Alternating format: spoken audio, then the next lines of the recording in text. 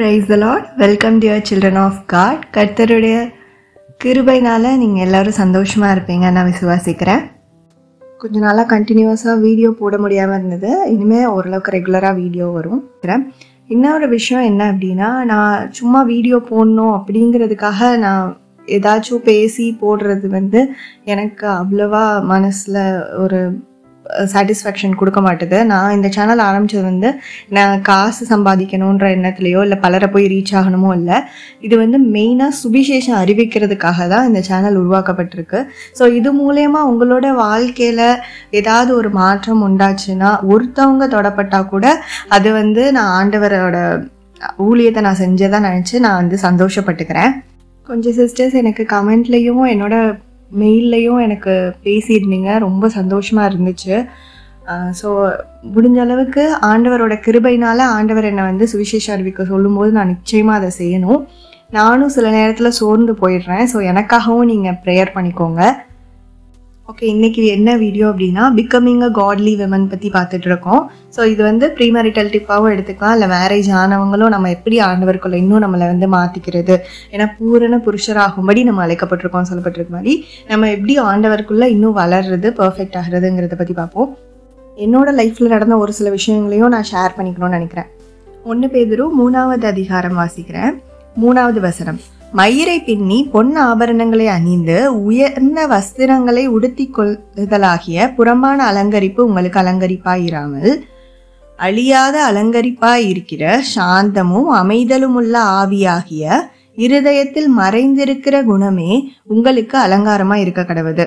அதுவே தேவனுடைய பார்வையில் விலையேற பெற்றது. ஆமென். இதை பற்றி நம்ம நிறைய பிரசங்கம் கூட கேட்டிருக்கலாம். இது நம்ம இந்த காலத்தில் இந்த ஒரு வசனம் சில நேரத்தில் நம்ம தப்பாக இன்டர்பிரேட் பண்ணிடுறோமோ அப்படின்னு கூட சம்டைம்ஸ் தோணுது.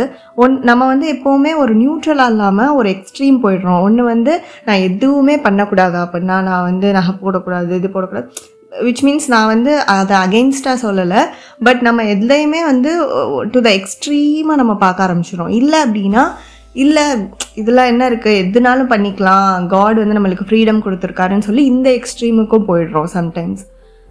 பட் ரியாலிட்டியாக நம்ம இப்போது ப்ராக்டிக்கல் லைஃப்பில் உண்மையிலே வாட் ஆக்சுவலி மேட்டர்ஸ், எதை ஆண்டவர் உண்மையிலே நம்மகிட்ட எதிர்பார்க்குறாரு, இதை பீட்டர் என்ன ஒரு கண்ணோட்டத்தில் எழுதியிருப்பார் அப்படின்னு சொல்லிட்டு நம்ம கொஞ்சம் ரிசர்ச் பண்ணலாம். என்னோட ஒரு டெஸ்டிமோனி சொல்கிறேன். பட் அதுக்கு முன்னாடி நான் சொல்கிறது, இது கிறிஸ்துவ அறிஞ்ச பிள்ளைங்க இப்போ இந்த வீடியோ பார்த்துட்டு இருக்கலாம். ஆனால் நீங்கள் உங்களோட ஃப்ரெண்ட்ஸ் இருந்தாங்கனாலும் அவங்களுக்கும் இது ஷேர் பண்ணுங்கள். அவங்க கிறிஸ்டியனாக இல்லைனா கூட இந்த விஷயத்த நீங்கள் ஷேர் பண்ணுங்கள். இது நிறையா பேர் போய் ரீச் ஆகணும் அப்படின்னு நான் நினைக்கிறேன். ஏன்னா இப்போ நம்ம இருக்கிற யங்கர் ஜென்ரேஷனில் நிறையா பேருக்கு இருக்கிற ஒரு பிரச்சனை, ஒரு லூப்பில் மாட்டிகிட்டு இருக்கோம். இந்த லூப்பில் ஸோ இது உங்களுக்கு யூஸ்ஃபுல்லாக இருந்ததுன்னா மறக்காமல் எல்லாருக்குமே ஷேர் பண்ணி விடுங்க.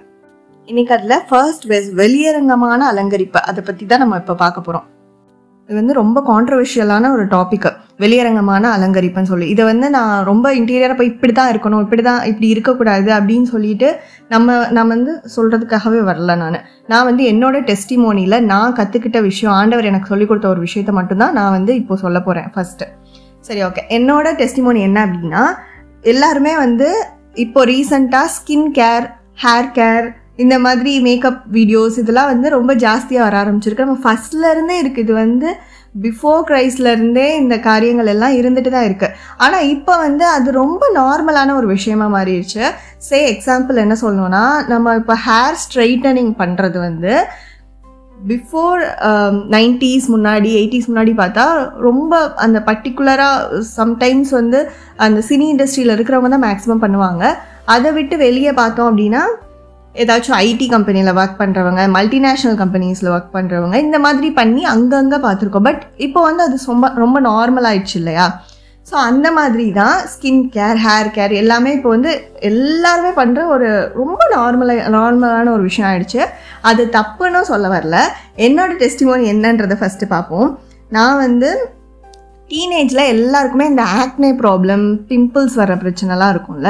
ஸோ ஆனால் எனக்கு எப்படி இருக்கும்னா, எனக்கு ஸ்கின் ப்ராப்ளம்லாம் வந்ததில்லை. எனக்கு கரெக்டாக நம்மளுக்கு அந்த மந்த்லி சைக்கிளில் ஒரு டைம் மட்டும் எனக்கு சின்ன பிம்பிள் வரும், ஒரு பிம்பிள் வரும். கரெக்டாக அது முடிஞ்ச உடனே பிம்பிள் வந்து போயிடும்.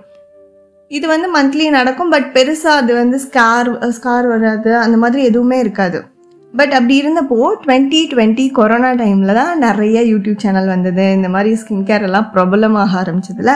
ஸோ அந்த டைமில் வந்து எனக்குள்ள நான் வந்து எப்படின்னா, அப்போது எல்லோரும் வீட்டுக்குள்ளே இருந்ததுனால நம்ம டைம் ஸ்பெண்ட் பண்ணுறது வந்து சோஷியல் மீடியா தான்.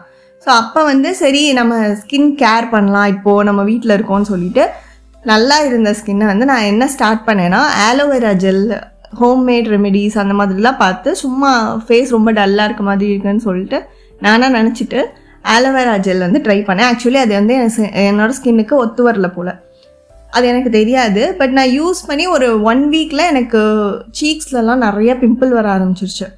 இது வந்து எனக்கு நேச்சுரலே இல்லை, எனக்கு பிம்பிளே வந்ததில்லை. ஏன் இப்படி வருதுன்னா, அதுவும் பெயின்ஃபுல்லாக இருந்தது அந்த பிம்பிள் வந்து. ஏன்னா அது ஏதோ அலர்ஜி மாதிரி ஆயிடுச்சு. ஸோ ரொம்ப வலிக்க வேற ஆரம்பிச்சிருச்சு.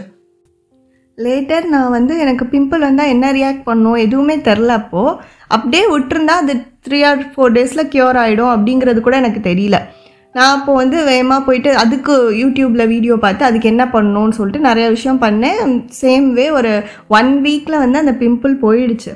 But real problem starts from there. என்ன நடந்தது அப்படின்னா, பிம்பிள் போனோடனே அந்த இடத்துல வந்து ஏதோ ஒரு பேட்ச் மார்க் மாதிரி வந்துருச்சு.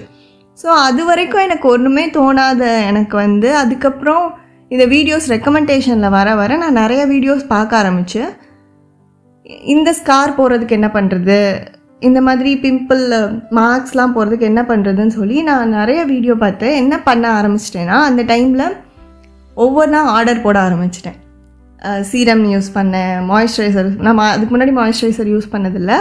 அப்பப்போ பவுடர் ஏதாச்சும் இந்த விக்கோட்டார் மாதிரிக்குன்னு ஒரு க்ரீம் இருக்கும், அது வந்து சின்ன வயசில் எப்போயோ யூஸ் பண்ணியிருக்கேன், அவ்வளோதான். அதுவும் ரெகுலராலாம் பண்ணதில்லை. பட் ஆஃப்டர் தட் நான் இப்படி பண்ண ஆரம்பிச்சிட்டேன். அதுக்கப்புறம் என்ன ஆயிடுச்சுன்னா, நான் வந்து slowly I got addicted to it.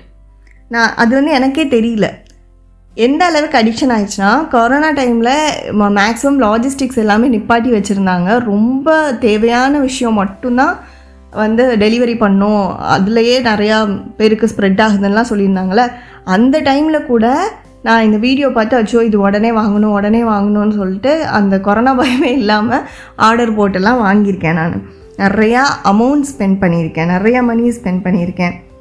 ஆனாலும் எனக்கு என்ன சொல்கிறதுனா, ஒரு சாட்டிஸ்ஃபேக்ஷனே வரல. அதுக்கப்புறம் அந்த மார்க்ஸும் கொஞ்சம் கொஞ்சமாக ஃபேட் ஆகிடுச்சு. பட் அதுக்கப்புறமும் எனக்கு ஒரு சாட்டிஸ்ஃபேக்ஷன் வரல. இன்னும் நம்ம ஃபேஸ் என்ன பண்ணலாம், இன்னும் என்ன பண்ணலாம். இது வந்து நான் என்ன சொல்கிறேன்னா, இப்போ சில பேர் வந்து ரொட்டீனாக பண்ணிகிட்டு இருப்பாங்க ஸ்கின் கேர். அது வந்து அவங்க லைஃப்பை, அவங்களோட ரொட்டீன் லைஃப்பை அஃபெக்ட் பண்ணாத வரைக்கும் தட்ஸ் ப்ரிட்டி ஓகே. இப்போ காலைல எந்திரிக்கிறோம், நம்ம ஃபேஸ் வாஷ் பண்ணிட்டு ஒரு மாய்ஸ்சரைசர் போடுறேன், சன்ஸ்க்ரீன் போடுறேன், நான் மேக்கப் பண்ணுறேன், அதுக்கப்புறம் போயிட்டு நான் என்னோடய ரெகுலர் ஒர்க்கை பார்க்க ஆரம்பிச்சிடுறேன், இந்த ஒரு 5 minutes மட்டும்தான் அதுக்கு ஸ்பெண்ட் பண்ணுறேன் அப்படின்ற வரைக்கும் ப்ராப்ளம் இல்லை. ஆனால் எப்போ அந்த 5 minutes வந்து 5 hours மாறுதோ, என்ன பண்ணாலும் நம்ம உட்காந்தாலும் எந்திரிச்சாலும் அதை பற்றியே யோசிச்சுட்டு இருக்கோமோ, நம்ம கொஞ்சம் கொஞ்சமாக அதில் அடிக்டாக ஆரம்பிக்கிறோம் அப்படின்ட்டு அர்த்தம். அதுதான் எனக்கு நடந்தது. அடுத்து நான் ரியலைஸ் பண்ணது, ஒரு பாயிண்டில் என்னால் சாட்டிஸ்ஃபையே ஆக முடியல. அதுக்கு முன்னாடி வரைக்கும் என் ஃபேஸ் எப்படி மிரரில் இருந்ததோ அதே மாதிரி தான் இப்போயும் இருக்குது, இப்போ நான் மிரரில் பார்க்கும்போதும். பட் எனக்கு அந்த சாட்டிஸ்ஃபேக்ஷன் வர மாட்டேது. ஏன்னா நான் ரொம்ப உள்ளே போயிட்டேன் அதுக்குள்ளே. இன்னும் எனக்கு இது அச்சீவ் ஆகணும், இது அச்சீவ் ஆகணும், இன்னும் எனக்கு அப்படி என்ன கிளியர் ஸ்கின் வேணும், கிளாஸ் ஸ்கின் வேணும், அப்படி இப்படின்னு ரொம்ப உள்ளே போக ஆரம்பிச்சிட்டேன். ஸோ அப்போ என்ன ஆச்சுன்னா, இந்த மாதிரி யூடியூப் சேனல் பார்க்கும்போது அந்த ஸ்கின் கேர் வ்ளாகர் ஒருத்தவங்க இருக்காங்கன்னா, அவங்களோட ஸ்கின்னோட என்னோடய ஸ்கின்னை கம்பேர் பண்ணுறது, இந்த அளவுக்கு நான் போயிட்டேன். அதுக்கப்புறம் எனக்குள்ளே ஒரு பெரிய பிரச்சனை என்ன வந்துச்சுன்னா, நான் ரொம்ப லோவாக ஃபீல் பண்ணி நான் வந்து செல்ஃப் கான்ஃபிடென்ட்டை இழக்கிற நிலமை அளவுக்கு போயிட்டேன். ஸோ எப்போ நம்ம அடிக்ட் ஆக ஆரம்பிச்சிட்டோம், நம்ம இன்னும் ரொம்ப ஜாஸ்தியாக நம்ம இதில் கேர் பண்ண ஆரம்பிக்கிறோமோ, எனக்கு தெரிஞ்சு இங்கே பீட்டர் சொன்னதும் அந்த விஷயந்தான். இதில் கான்சன்ட்ரேஷனை ஃபுல்லாக போய் அது எங்கே போய் முடியுதுன்னா, என்னோடய ஸ்பிரிச்சுவல் லைஃப்பை அஃபெக்ட் பண்ணுது.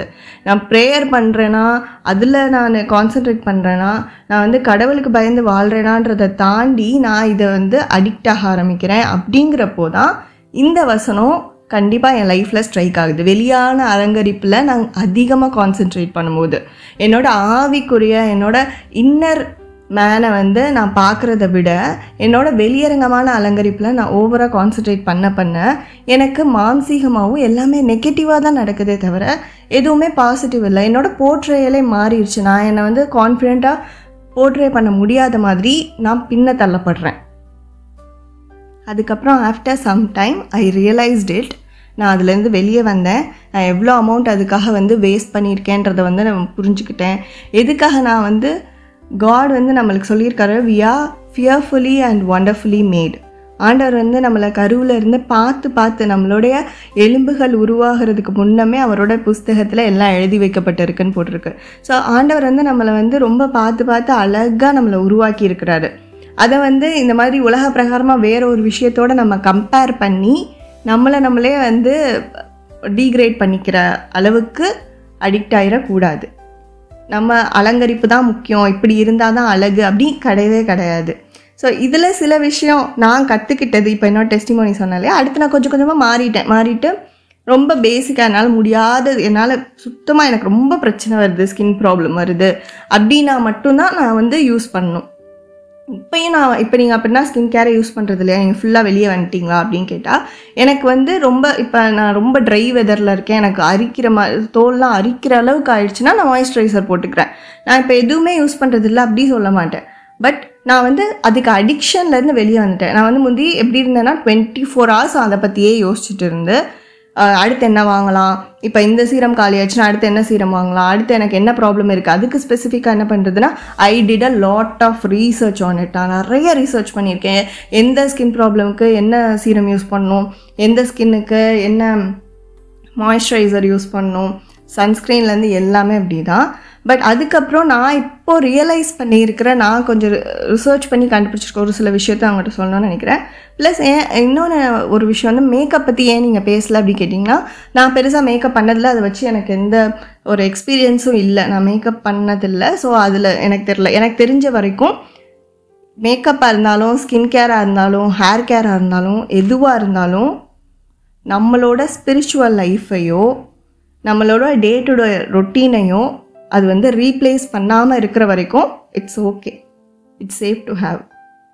பட் எப்போ அது வந்து நம்ம லைஃபாக மாறுது, நம்ம அதுக்கு இம்பார்ட்டன்ஸ் கொடுக்க ஆரம்பிக்கிறோம், நம்மளோட ஆவிக்குரிய வாழ்க்கையை காட்டிலும் நம்மளோட மாம்சத்துக்கு நம்மளோட வெளியரங்கமான அலங்கரிப்புக்கு நம்ம எப்போ இம்பார்ட்டன்ஸ் கொடுக்க ஆரம்பிக்கிறோமோ தேர் கம்ஸ் அ ப்ராப்ளம்னு நான் நினைக்கிறேன்.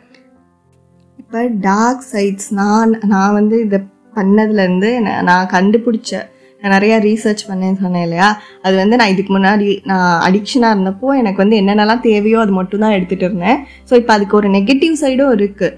ஸோ அந்த நெகட்டிவ் சைடு என்ன அப்படின்ட்டும் நம்ம தெரிஞ்சுக்கணும். பிகாஸ் நம்ம வந்து நம்ம சின்ன வயசுலேருந்து எப்படி பழகிட்டோம் அப்படின்னா, யார் நம்மளுக்கு என்ன காட்டுறாங்களோ, அதிகமாக டிவியில் பார்க்குறோமோ இல்லை அதிகமாக வந்து பேசப்படுற விஷயமா இருக்கட்டும் இல்லை அதிகமாக இப்போ ஃபோனில் பார்க்குற விஷயமா இருக்கட்டும், இதுதான் நம்ம கண்ணுக்கு தெரியுது. நம்ம வந்து இதுக்கு பின்னாடி மறைஞ்சிருக்கிற சில விஷயங்களை வந்து நம்ம ரொம்ப கண்டுக்கிறது இல்லை அவ்வளவா. பிரசங்கி 1:14 எல்லாமே மாயையாயும் மன சஞ்சலமாகவும் இருக்குது, இந்த சூரியன் கீழே நடக்கப்படுற எல்லாமே அப்படின்னு சொல்லிட்டு போடப்பட்டிருக்குல்ல, அதே மாதிரி தான் எல்லாமே நம்மளுக்கு வந்து எல்லாமே மாயை தான். இப்போது எக்ஸாம்பிள் சொல்கிறேன், நான் கண்டுபிடிச்ச ஒரு 4 விஷயம் உங்களுக்கு சொல்கிறேன். ஃபஸ்ட்டு என்ன அப்படின்னா, இது வந்து இந்த மாதிரி ஸ்கின் கேரோ மேக்கப் ப்ராடக்ட்ஸோ யூஸ் பண்ணுறது லாங் டேர்மில் ஒரு 10 yearsஸாக கண்டினியூஸாக யூஸ் பண்ணும்போது என்ன நடக்கும் அப்படின்னா, கண்டிப்பாக ஹெல்த் ஹசார்ட்ஸ் கொண்டு வரும்னு சொல்கிறாங்க. இது வந்து நிறைய டாக்குமெண்ட்ரிஸ் இருக்குது, யூடியூப்பில் போய் நீங்கள் செக் பண்ணி பார்க்கலாம். பட் இது பெருசாக பேசப்படுறது இல்லை. ஏன் அப்படின்னா, ரெண்டாவது விஷயம், இது வந்து கம்ப்ளீட்டாக ஒரு பிஸ்னஸ் வேர்ல்டு. நம்ம இப்போ இருக்கிறது வந்து ஒரு மாயையான உலகம் தானே. எக்ஸாம்பிள் சொன்னோன்னா, இப்போது ஒரு ப்ராடக்டை வந்து சேல் பண்ணுறவங்க வந்து என்ன சொல்கிறாங்கன்னா, இதை நீங்கள் வந்து யூஸ் பண்ணிங்கன்னா உங்களுக்கு ஏஜிங் வந்து பேக்வேர்ட்ஸ் ஆகும், இல்லை நீங்கள் ஏஜ் ஆக மாட்டீங்கன்னு சொல்லி ஒரு ப்ராடக்டை வந்து சேல் பண்ணுறாங்க. எக்ஸாம்பிள் ரெட்டினால் வச்சுக்கலாம். இப்போ ரெட்டினால் வந்து பயங்கர ட்ரெண்டிங்கான ஒரு ஸ்கின் கேர் ப்ராடக்டாக இருக்குது, எலிமெண்ட்டாக இருக்குது. ஓகே, அதை வந்து இப்போ சேல் பண்ணுறாங்கன்னா எத்தனை பேர் 50லேயோ 60லேயோ 20s இருந்த மாதிரியே இருக்கிறோம்? ஓகே, அது வந்து ஹெல்ப் பண்ணுது. ஏதோ நம்மளோட ஸ்கின்னை வந்து ரொம்ப நம்ம வயசான தோற்றம் வராத மாதிரி கொஞ்சம் ப்ரிவென்ட் பண்ணுதே தவிர அது வந்து ஒரு சேவியர் கிடையாது. நம்மளை வந்து 20 வயசாகவே வச்சுருக்க முடியாது. அதை தான் மாயைன்னு சொல்கிறோம் நம்ம. அதை வந்து அவங்க வெளியே அட்வர்டைஸ் பண்ணுறதுக்காக யூஸ் பண்ணுற வேர்ட்ஸ் எல்லாம் வந்து நம்ம ரியாலிட்டியாக எடுத்துக்கிறோம். மோரோவர் நம்ம இப்போ இன்ஃப்ளூயன்சஸ் காலத்தில் இருக்கனால நம்ம நிறையா விஷயத்தினால இன்ஃப்ளூயன்ஸ் ஆக ஆரம்பிச்சிடுறோம். அது உண்மையா பொய்யா, அது பின்னாடி என்ன விஷயம் இருக்குது, இது எதையுமே யோசிக்காமல். இதுக்கு எக்ஸாம்பிள் என்ன அப்படின்னா, இப்போ சன்ஸ்க்ரீன் விற்கும்போது என்ன சொல்கிறாங்க அப்படின்னா, இந்த சன்ஸ்க்ரீனை நீங்கள் வீட்டில் இருந்தாலும் போடணும் அப்படின்னு ஒரு விஷயம் சொல்கிறாங்க. பட் மோஸ்ட்லி என்னென்னா, இந்த சன்ஸ்க்ரீனில் இருக்க சில விஷயம் வந்து நம்மளுக்கு கேன்சர் ப்ரொடியூஸ் பண்ணலாம் அப்படின்னும் சில டாக்குமெண்ட்ரிஸ் இருக்குது. எக்ஸாம்பிள் என்ன சொல்கிறது, ஆக்சோபென்சின்னு நினைக்கிறேன். அந்த மாதிரி ஒரு சில விஷயம் வந்து பண்ணுன்ட்டு.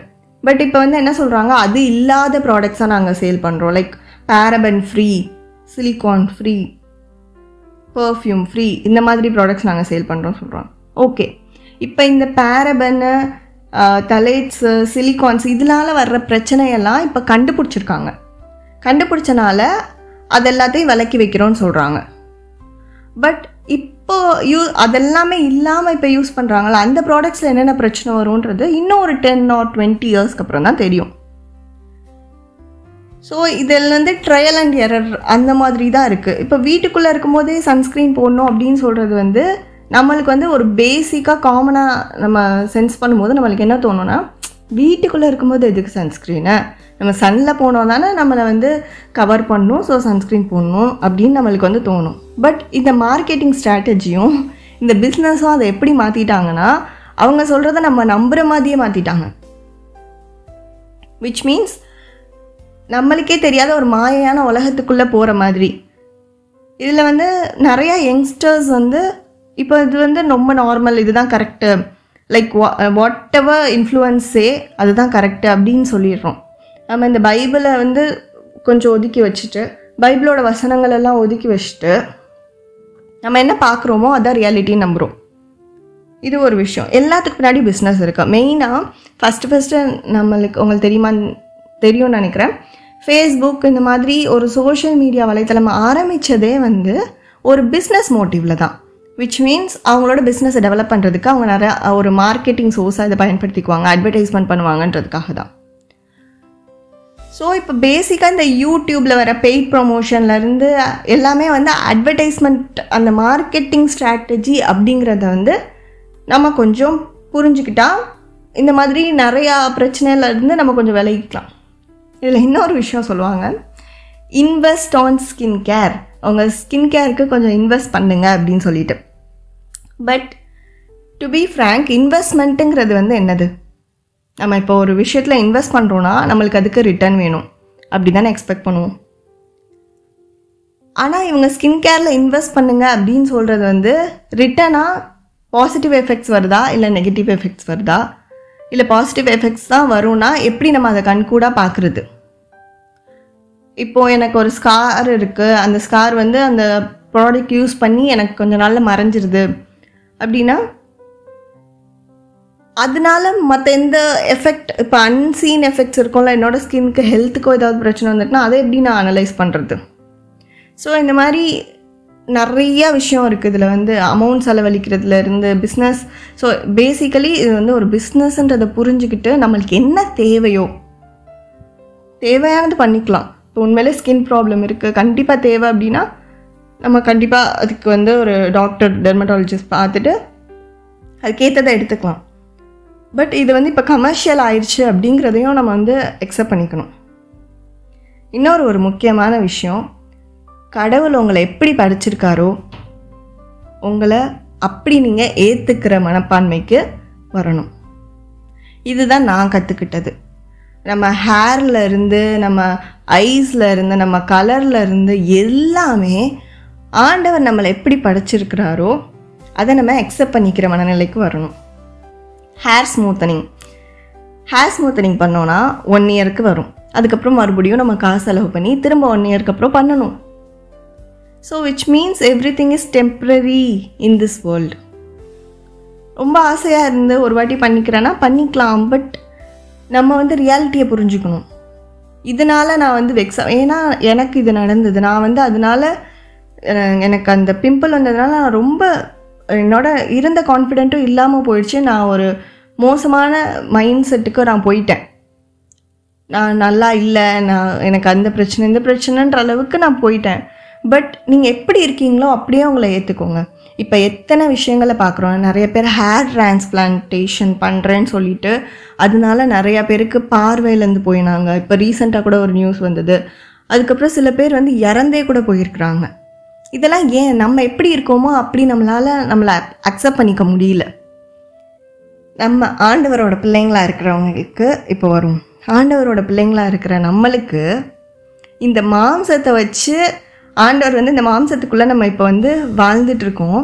ஸோ இதை வந்து ஆண்டவருக்காக ஒரு ஆயுதமாக நம்ம ஒப்பு கொடுக்கணும் அப்படின்னா, விச் மீன்ஸ் நம்ம ஆண்டவருடைய ஊழியத்தை இந்த மாம்சத்தின் மூலமாக நம்ம செய்யணும் அப்படின்னா ஆண்டவர்கிட்ட நம்மளை வந்து ஒப்பு கொடுத்துடணும். நம்மளோட ஆவி, ஆத்மா, சரீரம் எல்லாத்தையும்.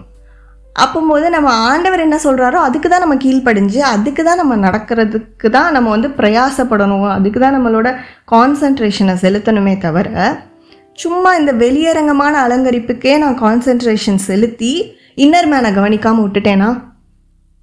So it's about balancing.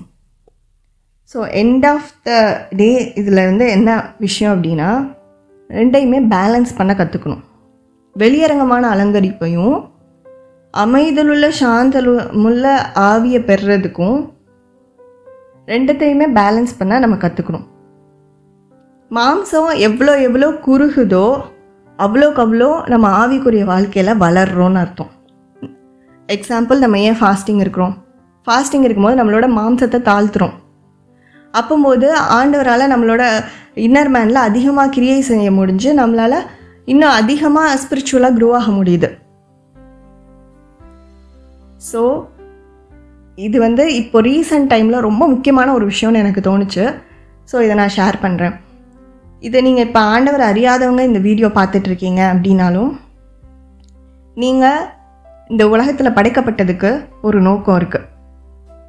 நீங்கள் பார்வைக்கு, மற்றவங்க பார்வைக்கு நீங்கள் எப்படி வேணால் தெரிஞ்சுக்கலாம். இல்லை உங்கள் பார்வைக்கே நீங்கள் ஒரு மாதிரி மோசமாக தெரிஞ்சுக்கலாம். ஆனால் உங்களை படைத்த கர்த்தர், உங்களை படைத்த ஆண்டவர் வந்து உங்களை அழகாக தான் பார்க்குறாரு.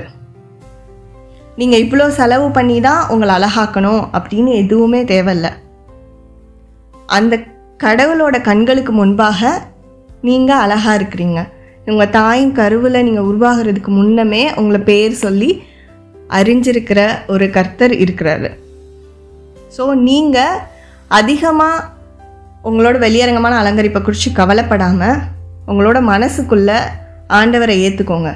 மனசுக்குள்ளே ஆண்டவரை ஏற்றுக்கிட்டிங்கன்னா இந்த மாதிரி வெளியரங்கமாக வர்ற பிரச்சனை எல்லாத்தையும் சால்வ் பண்ணுறதுக்கு அவர் இன்னர் ஸ்ட்ரென்த்தை உங்களுக்கு கொடுப்பாரு. அவர் உங்கள் கூட இருக்கிறாரு அப்படிங்கிற ஒரு நம்பிக்கை உங்களுக்கு வந்துருச்சுன்னா, உங்கள் வாழ்க்கையை நீங்கள் அவர்கிட்ட ஒப்பு கொடுக்குறேன் அப்படின்னு உங்கள் மனசில் நினச்சிட்டிங்கன்னா, he will guide you. he will make your life flourished. So உங்களோட எண்ட் ஆஃப் த லைஃப் வரைக்கும், இறுதி வரைக்கும் நீங்கள் அவர் மேலே இப்போ வைக்கிற ஒரு சின்ன நம்பிக்கை அவர் மேலே வச்சிட்டிங்கன்னா, உங்கள் வாழ்க்கை முடிகிற வரைக்கும் உங்களை கரம் பிடிச்சி கண்டிப்பாக அவர் வழி நடத்துவார். சரி, இப்போ வெளியரங்கமான அலங்கரிப்புனா என்னன்றதை பற்றி கொஞ்சம் ஒரு சின்ன விஷயம் மட்டும் பார்த்துருக்கோம். அடுத்து இந்த அமைதலுள்ள சாந்தமுள்ள ஆவியை பெறுறதுக்கு நம்ம என்ன பண்ணோம் அப்படிங்கிறத அடுத்த வீடியோவில் பார்க்கலாம். இந்த வீடியோ கண்டிப்பாக உங்களுக்கு யூஸ்ஃபுல்லாக இருக்கும்னு நினைக்கிறேன். கர்த்தர் நம்ம நினைத்திருக்கிறார், அவர் ஆசீர்வதிப்பார். God bless you all.